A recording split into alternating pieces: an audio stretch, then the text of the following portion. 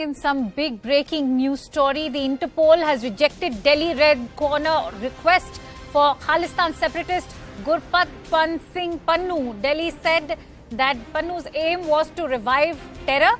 The Interpol panel has said that not enough information has been provided. The Indian government sources say that it is an ongoing process. We are going to write to Interpol again. The NIA could demand action against Pannu as an individual criminal wanted under Indian law.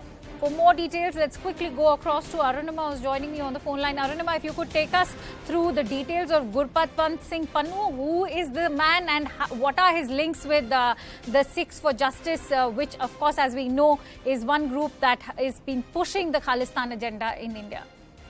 The Sikh for Justice is headed by Gurpatwant Singh Pannu, lawyer by training, has been pushing the Khalistani agenda based in Canada, wanted by Indian law. There was an earlier charge sheet filed against him under which the Punjab police had requested a red corner notice, which did not come through.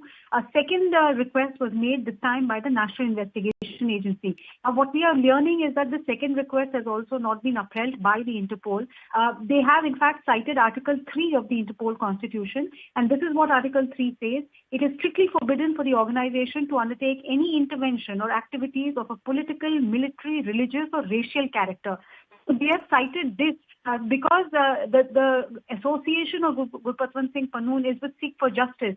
The word Sikh has been interpreted as of religious character, and that is the reason that this red corner notice has not been published. So now what the Indian government officials are contemplating is taking this up again with Interpol and classifying him, making it clear that he's an individual criminal wanted for individual criminal action, not because of his association with any religious group. So that's the clarification that they're likely to send to Interpol. Because this is coming, public knowledge of this is coming in the backdrop of the Interpol General Assembly, which is scheduled from the 18th of this month. In that backdrop, India is hosting that Interpol General Assembly. This is an embarrassment that both sides could have perhaps avoided. Absolutely. It is indeed an embarrassment. But Arunima, on what grounds has India's request been rejected? So like I just told you, Article 3 of the Interpol Constitution is what has been cited. That article says that you can't intervene in any matter or take any action where political, military, religious or racial issues are involved. Now, though India argues that demand for Khalistan is not religious, it is secessionist, it is terrorist, nature, it is of terrorist nature, but because the name of Gurpatwant Singh Pannu's organization has the word Sikh in it, Sikh for Justice, therefore I think the interpretation has been made under Article 3, something that India is contesting. I just told you Punjab police has made a request, NIA has made a request. There is a case registered in Himachal as well. That charge sheet should be filed soon.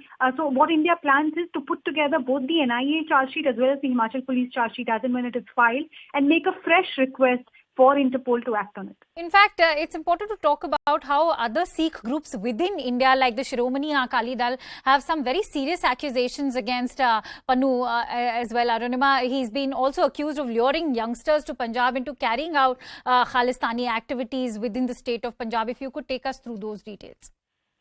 So if you speak to Punjab police, NIA and Intelligence Bureau officials, what they will point out is that there is no real resonance as of this moment for the Khalistani cause in Punjab on ground. However, if you see the social media timelines, especially the ones which are being operated from Canada, from where Gurpatwant Singh Pannu is based, right. Also if you see social media timelines based out of Germany, UK, Australia, everywhere where there is a Sikh diaspora, there is a planned effort to carry out this campaign in favor of Khalistan, and India is seeing a design in it, ISI support in it, and therefore all these organizations have been named under UAPA.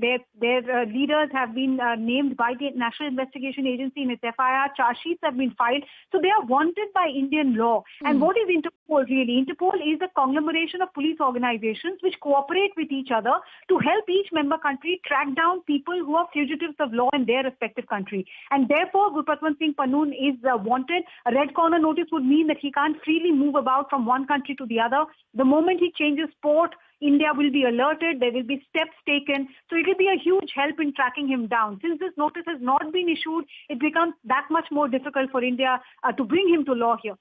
Right. Many thanks to you, Arunima, for bringing in all those details and putting the entire story into perspective for us. And with that, let's